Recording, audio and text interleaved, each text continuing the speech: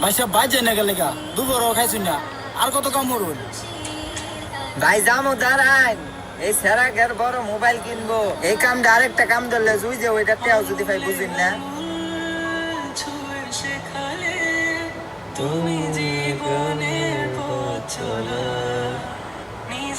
তোর আব্বা তোর কাছে কেমন? আব্বার সাথে কিসের তুলনা?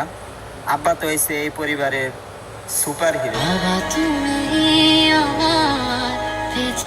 আব্বা না থাকলে তো স্বপ্নগুলো পূরণ হইতো না আমার।